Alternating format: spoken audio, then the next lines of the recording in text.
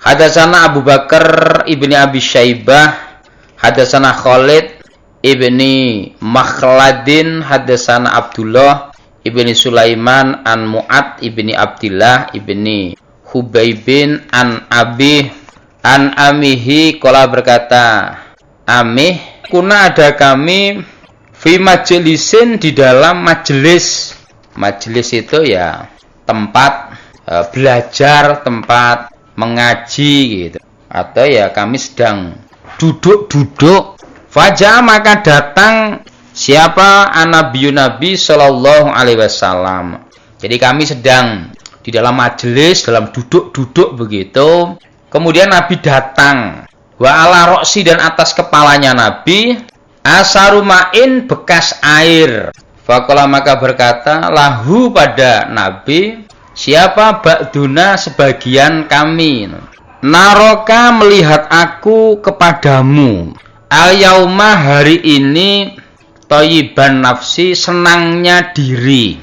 Faqala bersabda siapa Nabi, ajal iya. Walhamdulillah segala puji bagi Allah.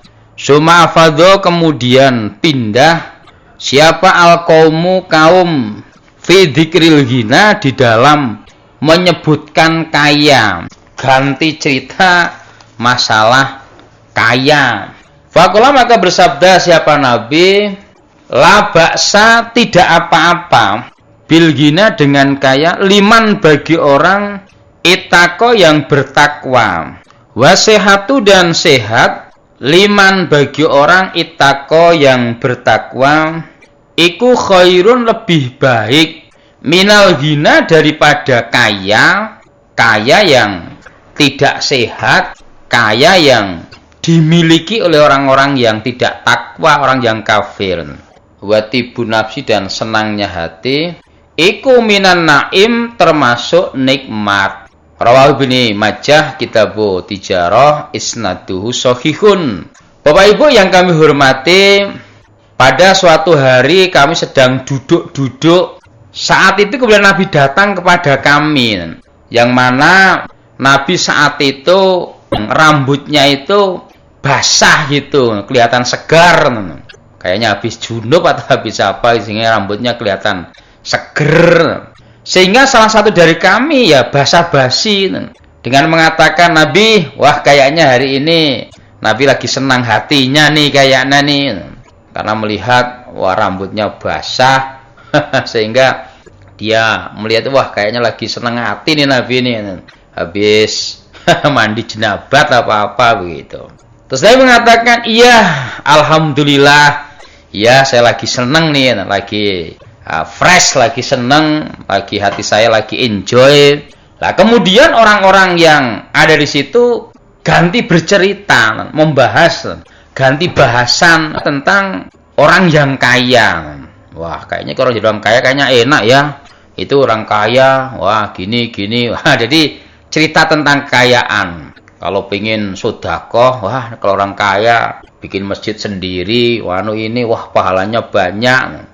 Kemudian Nabi pun ikut nimbrung, nah, kemudian ikut menimpali dengan cerita mereka itu, obrolan mereka itu.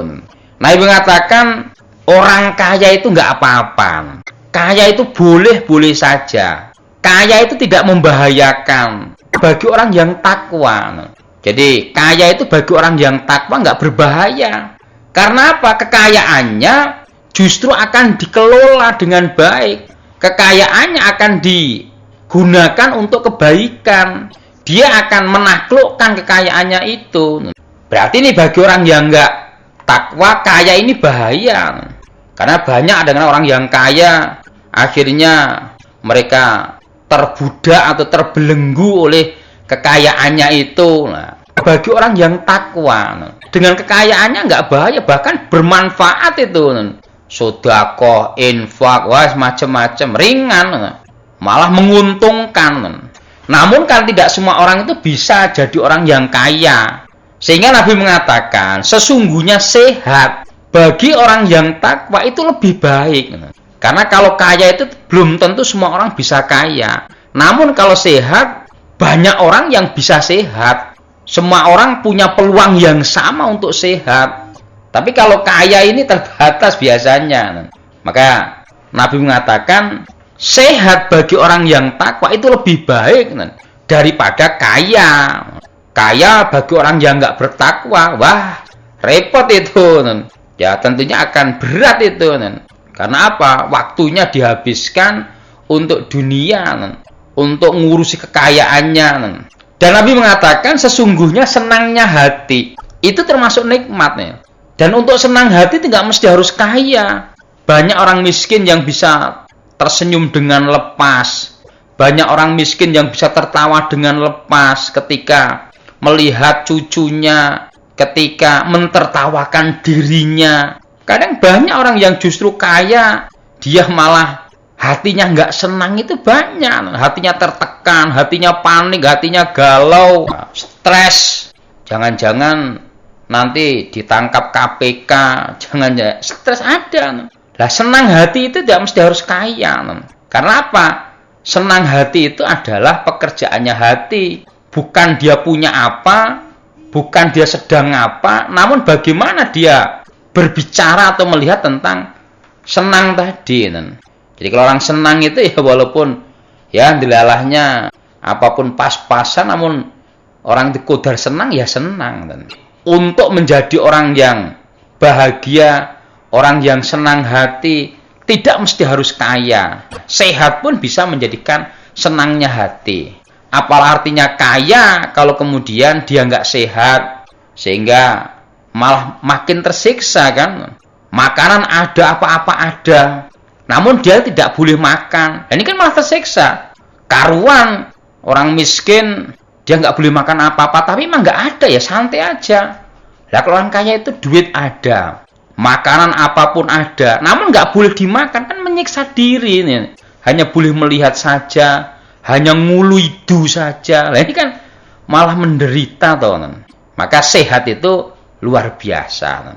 Maka orang bijak mengatakan kesehatan bukanlah segala-galanya, namun tanpa kesehatan segala-galanya tidak ada apa-apanya, tidak ada artinya.